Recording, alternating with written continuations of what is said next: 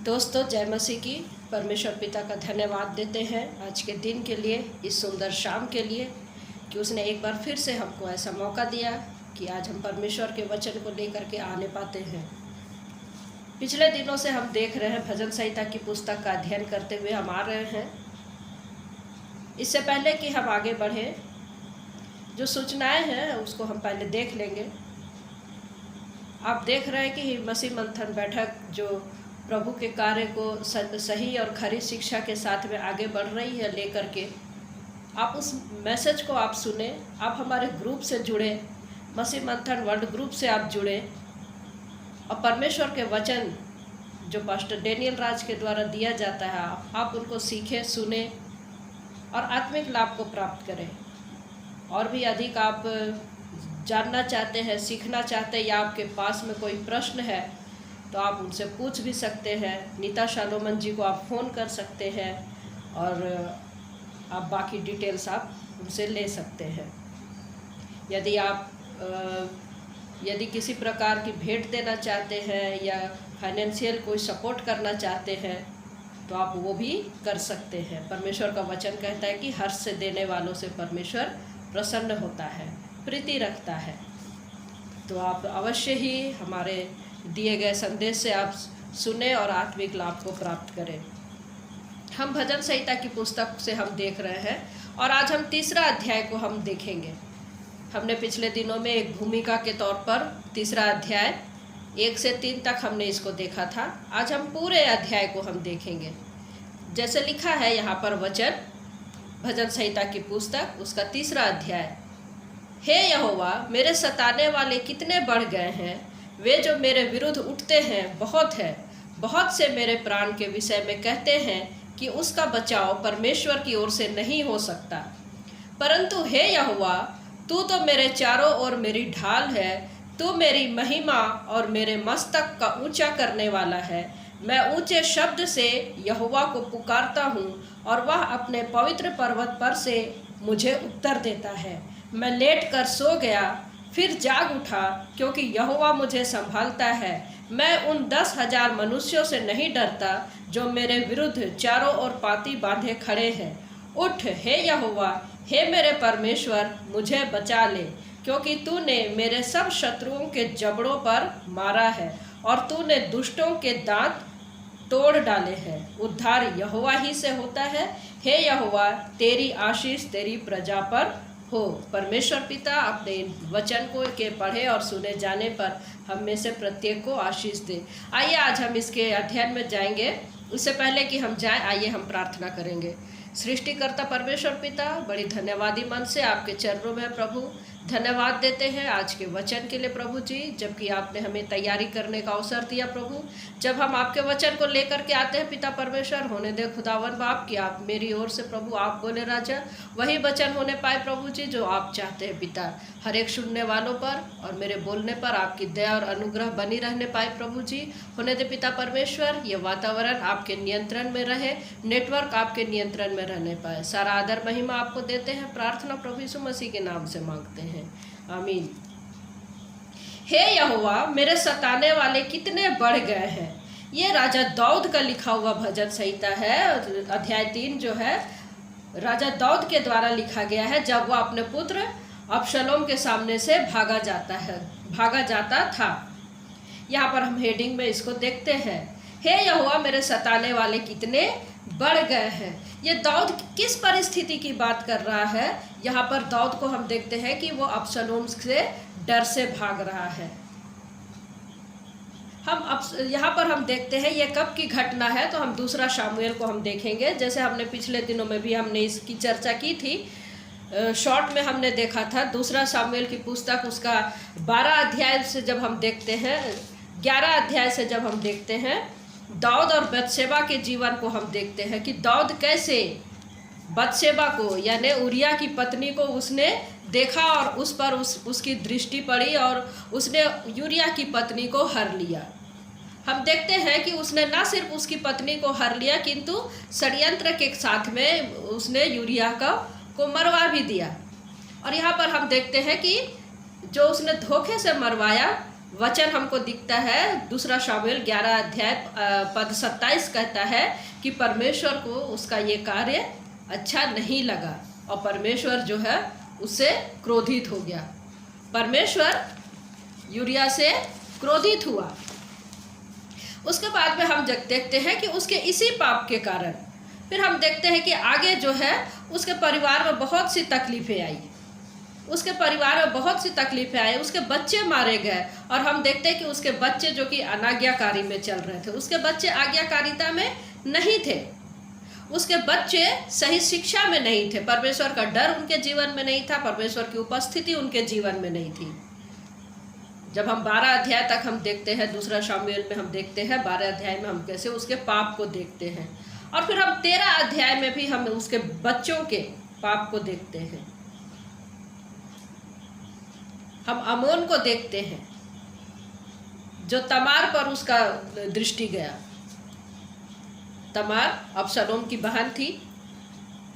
अमोन भी दाऊद का पुत्र था और कैसे उसने कुदृष्टि उस पर लगाई और उसके साथ में उसने उसका बलात्कार किया या उछल से उसने उसको हरा। तो हम देखते हैं प्रिय मित्रों, ये वहाँ पर हम दाऊद को देखते हैं और यहाँ पर हम उसके बेटे को देखते हैं। अमोन ने कैसे उसको भ्रष्ट कर दिया।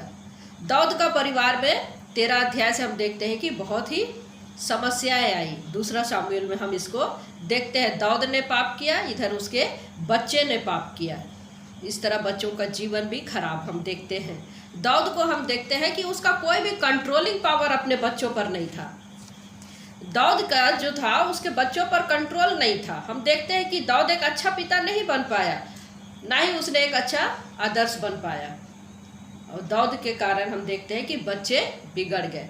मेरे प्रिय मित्रों, यहाँ पर हमको बहुत बड़ी शिक्षा परमेश्वर पिता का वचन हमको देता है। जो अब हम माता पिता है, हम अपने बच्चों को सही राह पर जब हम चलाने की कोशिश करते हैं, वचन हमको बताता है कि जब हम बच्चों को सही शिक्षा देते हैं तो हम माँ बाप का भी कर्तव्य बनता है कि हम खुद सही राह पर चलें। यदि एक पिता यदि शराब पीता हो, एक पिता यदि सिगरेट पीता हो, एक पिता यदि गलत कार्य करता हो और वो अपने बच्चों के सामने करता हो, बच्चे उसको देख रहे हैं, आज के जवान बच्चे उसको समझ रहे हैं और वो खुद यदि करता हो और वो अपने बच्चों को बोले कि मेरे बेटे शराब पीना गलत बात है, सिगरेट पीना गलत बात है, बुरी संगति में जाना गलत बात है, तो बच्चा नहीं सुधरेगा, नहीं समझेगा। जो वो घर में देख रहा है वो अवश्य ही वो करेगा। मेरे मसीही भाई बहनों, जो माता पिता है, खासकर जवान बच्चों के माता पिता, अपने बच्चों को जब आप शिक्षा देते हैं, आप खुद उस पर चले। आप खुद उस पर जब तक नहीं चलते, आपके बच्चों में वो कार्य नहीं होगा। आपका जीवन यदि परमेश्वर के साथ में अच्छा नहीं है तो बच्चों का जीवन भी अच्छा नहीं होगा। यहाँ पर हम देखते हैं कि कैसे 11-12 अध्याय में पिता ने पाप किया और 13 अध्याय में हम देखते हैं कि बेटे का पाप को हम देखते हैं। अमोन मारा गया। तमार का भाई अबशलोम अमोन को मार करके जब वो भागा, वो 3 वर्ष यरूशलेम से भाग गया, जो है दाऊद से दूर था। फिर वो 3 वर्ष के बाद में हम देखते हैं कि दाऊद से मिलने की इच्छा जाहिर किया और फिर वो वापस आता है, लेकिन दाऊद जो है उससे मिलना नहीं चाहा। जब वो मिलना नहीं चाहा तो फिर वो यरूशलेम से दूर हो गया और इस प्रकार वहाँ पर फिर वो 2 वर्ष दूर रहा। लेकिन जब वो पहले 3 वर्ष, उसके बाद में 2 वर्ष, तो हम देखते हैं कि 5 वर्ष हो गए अबशलोम दाऊद और यरूशलेम से दूर रहा। लेकिन जब वो 5 वर्ष के बाद में अबशलोम जब वापस आता, वो चतुर प्लानिंग के साथ में आता है, जिसको हम दूसरा शामुएल 15 अध्याय में हम देखते हैं। कैसे वो फाटक के मार्ग पर वो खड़ा रहता था और लोगों को वो कैसे बरगलाता था। नगर के फाटक के पास में बैठ करके लोगों को प्रतिदिन वो बरगलाता था। जब लोग अपनी शिकायतें लेकर के आते थे, अपनी कुछ कंप्लेन, अपनी कुछ समस्याएं राजा के पास में लेकर के आते थे, तो उनको वो वहीं रोक लेता था और क्या कहता था कि तुम्हारी समस्याएं तो ठीक है, तुम अपनी जगह तो बिल्कुल ठीक हो, लेकिन तुम्हारा सुनने वाला कोई नहीं है, तुम्हारा सुनने वाला कोई नहीं है। और वो प्रतिदिन इस प्रकार का कार्य करता था। उसके अंदर एक सच्चा प्रेम नहीं था। अबसलोम का जो था लोगों के प्रति जो प्रेम था वो सच्चा प्रेम नहीं था, वो ढोंग करता था, वो झूठे प्रेम से लोगों को फंसाता था और सभी ने उस पर विश्वास किया और कि अबसलोम का प्रेम सच्चा है, लेकिन अबसलोम सही नहीं था। अबसलोम ने सबका मन को अपनी ओर खींचा। मेरे प्रिय मित्रों, यहाँ पर हमको शिक्षा देने वाली बात यह है कि जब हम कलीसिया जीवन जीते हैं, जब हम कलीसिया में रहते हैं, हमारा प्रेम अबसलोम की तरह ना हो, हमारा प्रेम अबसलोम की तरह दिखावटी ना हो। क्योंकि जब हम रोमी की पत्री में पढ़ते हैं, पौलुस क्या कहता है, तुम्हारा प्रेम बिल्कुल सिद्ध प्रेम होना चाहिए, तुम्हारा प्रेम सिद्ध प्रेम होना चाहिए, सच्चा प्रेम। हमको ढोंग करने की जरूरत नहीं, मुखौटा ओढ़ने की जरूरत नहीं, हमको एक्टिंग करने की जरूरत नहीं है।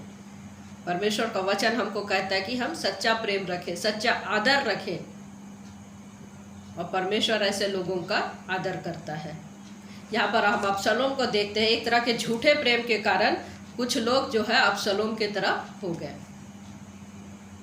कुछ लोग जो है अबसलोम के तरफ हो गए, बहुत से सेवक उसके तरफ हो गए, बहुत से जो है सेना के अगुवे अबसलोम के साथ में जुड़ गए, बहुत से व्यापारी लोग अबसलोम के साथ में जुड़ गए, बहुत से साधारण लोग भी अबसलोम के साथ में जुड़ गए।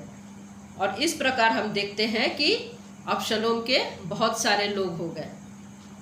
इसलिए दाऊद क्या कहता है, परमेश्वर मेरे सताने वाले बहुत बढ़ गए हैं। कैसे बढ़ गए? इसी तरह से बढ़ गए। और हम देखते हैं कि दाऊद के पास में कुछ ही लोग थे जो दाऊद के साथ में थे। दाऊद के साथ में वे लोग क्या कर रहे थे? दाऊद के विश्वासी लोग थे, उसके परिवार के लोग थे। अबसलोम जो है कि दाऊद से युद्ध करना चाहता था, उसे मारना चाहता था, और चतुर प्लानिंग के साथ में वो राजा उसके सिंहासन को वो लेना चाहता था। और ऐसे समय में दाऊद जो है महल और सिंहासन को छोड़ करके वो भाग रहा था। ऐसे समय में वो राजा दाऊद जो है महल और सिंहासन को छोड़ करके भाग रहा है।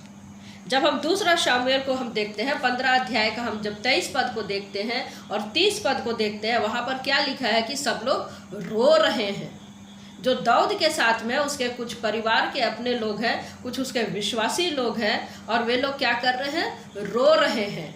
वे लोग रो रहे हैं। वे लोग जैतून की पर्वत पर उधर चढ़ रहे हैं, उनके पैर में चप्पल नहीं है, वे नंगे पाँव हैं, उनके सिर नीचे झुके हुए हैं, सिर ढापे हुए हैं, कपड़े से ढापे हुए हैं, और वे लोग रो रहे हैं क्योंकि उनका खुद का बेटा, राजा दाऊद का जो बेटा वो अबसलोम, उसका विद्रोह बन गया। एक टूटे हुए पिता को हम देखते हैं, कड़वा अनुभव को हम यहाँ पर देखते हैं अध्याय 3 में, कि कैसे वो रोते हुए जैतून पर्वत पर नंगे पाँव सर ढाके चढ़ा जा रहा था। उसका दुख इतना गहरा है। और ऐसे समय में वो परमेश्वर का वचन वो लिखता है। हम कई बार देखते हैं, जहाँ तक हम देखते हैं भजन संहिता का जो अध्याय का जो, या दूसरे भी जब हम अध्याय को जब हम पढ़ते हैं, भजन संहिता का वचन हमको दिखता है, कई बातें, कई वर्ष, कई पद हम क्या देखते हैं कि वो भजनकार जो है दुख और तकलीफ में लिखा है, दुख और तकलीफों में लिखा गया भजन है। हम देखते पवित्र आत्मा उनके हृदय में काम कर रहा था, और ऐसे समय में वो भजन संहिता लिखने लगता है। मेरे शत्रु कितने बढ़ गए हैं।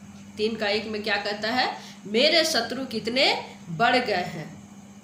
जो लोग कल तक दाऊद के सामने हाथ जोड़कर खड़े रहते थे, अब वे अबसलोम के कारण शत्रु बन बैठे हैं। विरुद्ध में कितने लोग उठ गए हैं, जो लोग उसके सामने रहते थे, हाथ जोड़ करके खड़े रहते थे, वही व्यापारी लोग, वही साधारण लोग। दाऊद का इतना दुख है यहाँ पर, जब वो भजन संहिता 69 का 4 में लिखता है, तो उसको कंपेयर वो कैसे करता है? क्या कहता है? अकारण मेरे बैरी उठ गए हैं, गिनती में मेरे सिर के बाल से भी अधिक है।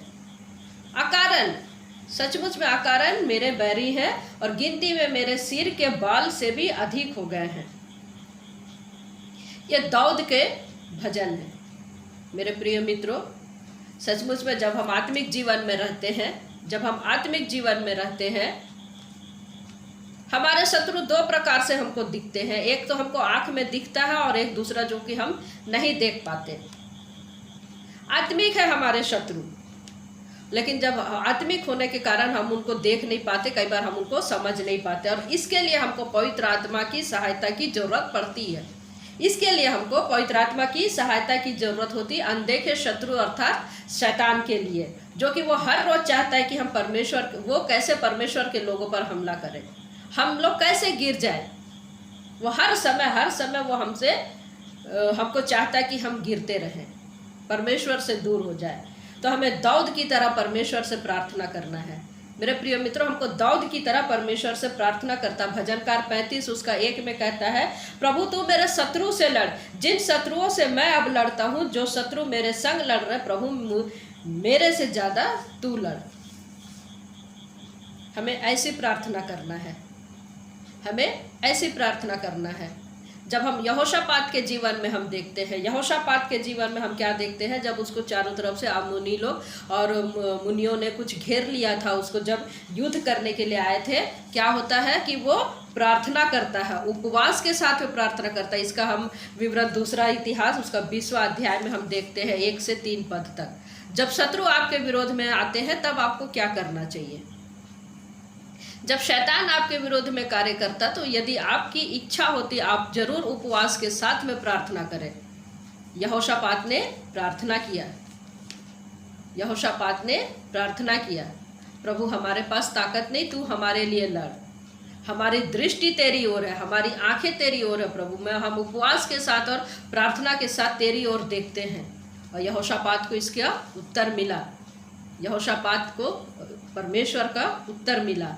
उसने क्या किया, एक नबी को खड़ा किया, और नबी इसको खड़ा करके उसने उससे बातें की। जब हम दूसरा इतिहास 20 अध्याय के 15 पद में हम देखते हैं, मत डर, युद्ध तो तेरा नहीं है, युद्ध परमेश्वर का है, युद्ध परमेश्वर का है। परमेश्वर ने हमारे लिए खुद करता है कि वो हमारे लिए वो लड़ता है, हमारे लिए वो लड़ता है। दूसरा इतिहास 20वां अध्याय को हम क्या देखते हैं, यहाँ पर लिखा है कि 15 पद को हम देखते हैं। यहाँ लिखा है, तब वह कहने लगा, नबी ने कहने लगा, हे सब यहूदियों, हे यरूशलेम के रहने वालों, हे राजा यहोशापात, तुम सब ध्यान दो, यहोवा तुमसे यूँ कहता है, तुम इस बड़ी भीड़ से मत डरो और तुम्हारा मन कच्चा ना हो, क्योंकि युद्ध तुम्हारा नहीं परमेश्वर का है। यहाँ पर हम देखते हैं कि युद्ध किसका है, परमेश्वर का है। जब हम उसके शरण में रहते हैं, परमेश्वर का वचन कहता है कि युद्ध तो मेरा है। और उसके बाद में जब हम 22 पद को देखते हैं, जब वे लोग स्तुति कर रहे थे, महिमा कर रहे थे, क्या कहता है 22 पद से, जिस समय वे गाकर स्तुति करने लगे, उसी समय यहोवा ने अम्मोनियों, मोआबियों और सेईर के पहाड़ी देश के लोगों पर, जो यहूदा के विरुद्ध आ रहे थे, घातकों को बैठा दिया और वे मारे गए। वे मारे गए।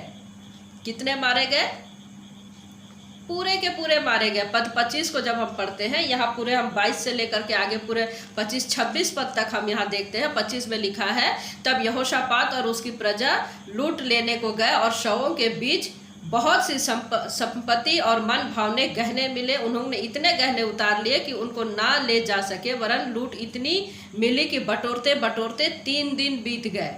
3 दिन बीत गए। चौथे दिन वे बराक नामक तराई में इकट्ठे हुए, वहाँ यहोवा का धन्यवाद किया। ये बराक की तो तराई है मेरे प्रिय मित्रों, ये युद्ध की तराई बन सकता था, युद्ध की भूमि बन सकता था, किंतु परमेश्वर ने उसको क्या किया, स्तुति और धन्यवाद की तराई बना दिया। ये है हमारा परमेश्वर, ये है हमारा परमेश्वर। युद्ध की भूमि हो सकता था, किंतु हम देखते हैं कि ये जो तराई है स्तुति की तराई बन गया। बराक स्तुति की तराई, जय परमेश्वर की ओर से मिलता है। एक बड़े जय के साथ प्रभु की स्तुति, एक बड़े जय के साथ में। और दाऊद यहाँ पर यही बात कह रहा है कि प्रभु मैं नहीं लड़ सकता, तू मेरी मदद कर। क्योंकि जब हम तीसरे अध्याय के दूसरे पद में हम क्या पढ़ते हैं कि लोग उसके सताने वाले बहुत हो गए, और क्या कह रहे हैं कि परमेश्वर के ओर से तुम्हारा बचाव नहीं हो सकता। कैसे एक इंसान जब ऐसी परिस्थिति में रहता है और लोग किस प्रकार की बातें करते हैं, उसका मनोबल टूट सकता है, उसका मनोबल टूट सकता है। क्या कह रहे हैं कि परमेश्वर की ओर से तेरा बचाव नहीं हो सकता, कोई बचाव नहीं, अब तो इसका कुछ नहीं हो सकता, अब इसका सारा चीज खत्म हो गया। कई बार हमको ऐसे जीवन का सामना, ऐसे समय का सामना करना पड़ता है। कभी कभी हम ऐसे समय में आ जाते हैं। हम नहम्याह के जीवन में हम देखते हैं नहम्याह कैसे शहरपना, जब यरूशलेम की शहरपना टूट गई थी तो वो कैसे जाता है बनाने के लिए। तब हम क्या देखते हैं, संबलत और तोबियाह को देखते हैं कैसे वे लोग ठट्ठा उड़ा रहे हैं। हम नहम्याह की पुस्तक 2 अध्याय उसका 19 पद में हम देखते हैं कि वे लोग ठट्ठा उड़ा रहे हैं, हंसने लग रहे हैं, ये तुझ जान करके कि क्या तू राजा के विरुद्ध बलवा करेगा। वे लोग ठट्ठा में उड़ा रहे हैं। उनके लिए ये प्रिय मित्रों ये साधारण सी बात है। संबलत और तोबियाह के लिए ये साधारण सी बात है, किंतु नहम्याह को देखिए कि वो राजा महल अपने कार्य को छोड़ करके, ऊंचे पद के जो कार्य है वो अपनी जिम्मेदारी को छोड़ करके वो यहाँ पर आया है, कार्य करने के लिए आया है।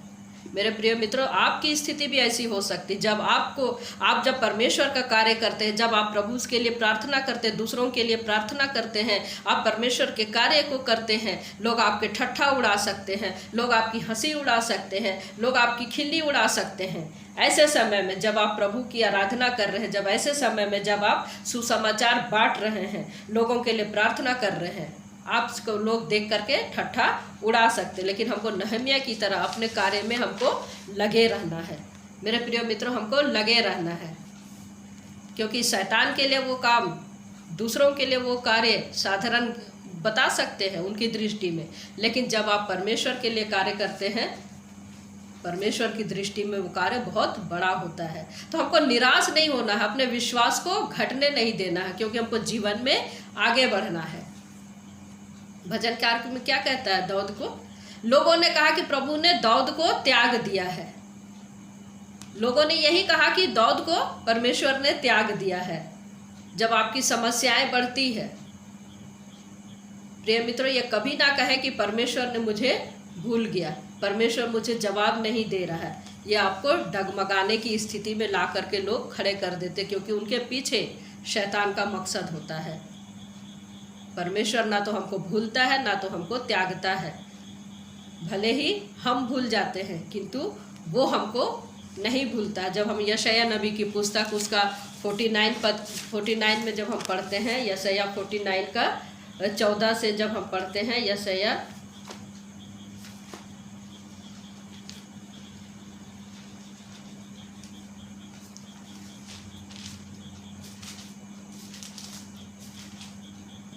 यशायाह 49 का हम 14 से जब पढ़ते हैं, यहाँ लिखा है, परंतु सियोन ने कहा, यहोवा ने मुझे त्याग दिया है, मेरा प्रभु मुझे भूल गया है। ये सियोन कह रहा है, किंतु परमेश्वर का वचन स्वयं यहाँ पर क्या कह रहा है? 14 के बाद में 15 पद में क्या कह रहा है? क्या यह हो सकता है कि कोई माता अपने दूध पीते बच्चे को भूल जाए और अपने जन्माए हुए लड़के पर दया ना करे? Question mark. हाँ, वह तो भूल सकती है, परंतु मैं तुझे कभी भूल नहीं सकता। देख, मैंने तेरा चित्र अपनी हथेलियों पर खोद कर बनाया है, तेरी शहरपना सदैव मेरी दृष्टि के सामने बनी रहती है।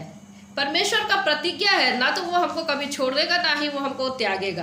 भले ही मनुष्य भूल जाए, एक जन्माई हुई माता भूल जाए, अपने बच्चे को भूल जाए, लेकिन परमेश्वर कहता है कि मैं तुझे ना तो कभी भूलूंगा और ना ही तुझे कभी त्यागूंगा।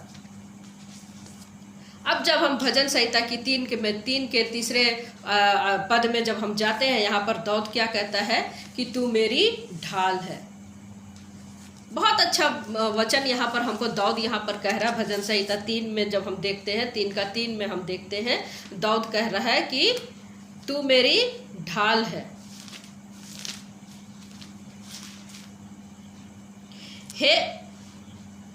परंतु हे यहोवा, तू तो मेरे चारों ओर मेरी ढाल है, तू मेरी महिमा और मेरे मस्तक का ऊंचा करने वाला है। यहाँ 3 बातें दाऊद जो है कह रहा है। तू मेरे चारों ओर मेरी ढाल है, दूसरी बातें कह रहा है कि तू मेरी महिमा है, और तीसरी बातें कह रहा है कि मेरे मस्तक का ऊंचा करने वाला है। यहाँ पर हमको दाऊद बता रहा है तू मेरी ढाल है। दाऊद की परिस्थिति को देखिए प्रिय मित्रों, वो कैसे उसका विश्वास और भरोसा परमेश्वर पर है। वो जान रहा है, क्योंकि उसने अपने युद्ध कई किए हैं।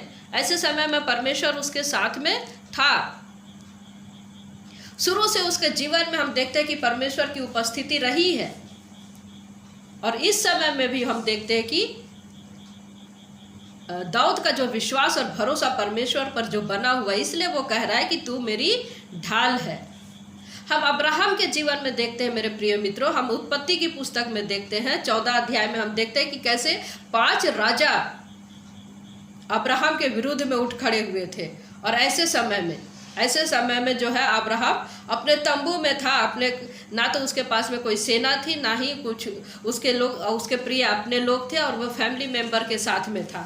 ऐसे समय में वो जब रात को वो सो नहीं पाया, क्यों? क्योंकि वो देख रहा था कि यदि इतने लोग, यदि सेना, इतने सारे सेना राजा, 5 राजा यदि आक्रमण कर दिए तो मेरा क्या होगा, हमारे यहाँ का क्या होगा। और ऐसे समय में परमेश्वर ने अब्राहम से बात करना शुरू किया। मत डर, तेरी ढाल और तेरा अत्यंत बड़ा प्रतिफल मैं हूँ। अब्राहम से कह रहा है कि मत डर।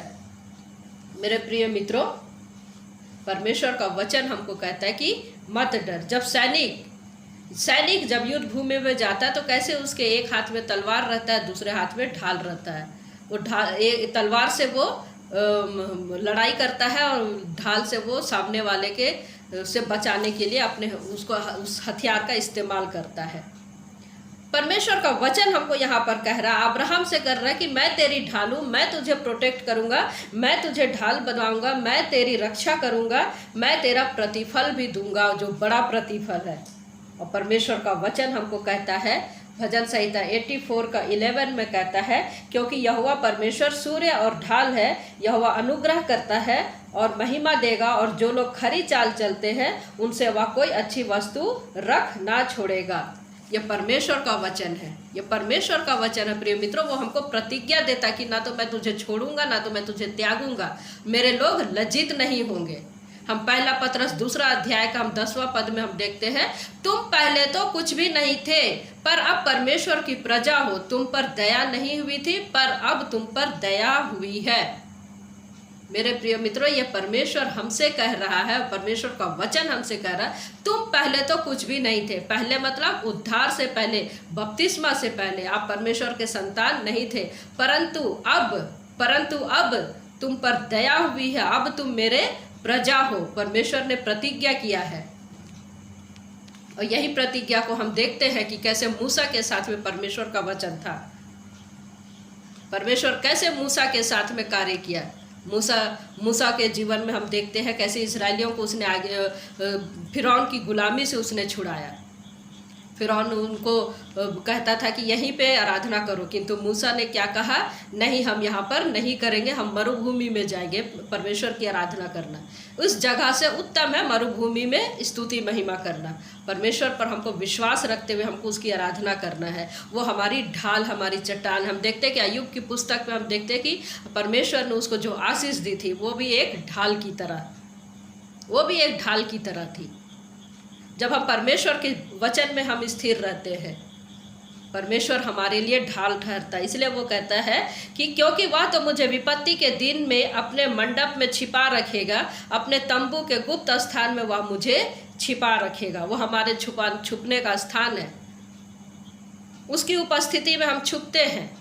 जब शत्रु हम पर आक्रमण करता है, वो हमारे छुपने का स्थान बन जाता है। उसकी उपस्थिति में मेरे प्रिय मित्रों, हम अपने आंसुओं को रखें, वो हमारा छुपने का स्थान है।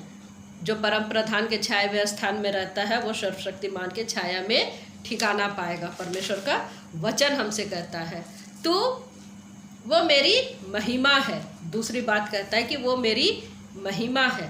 कैसे दाऊद जो है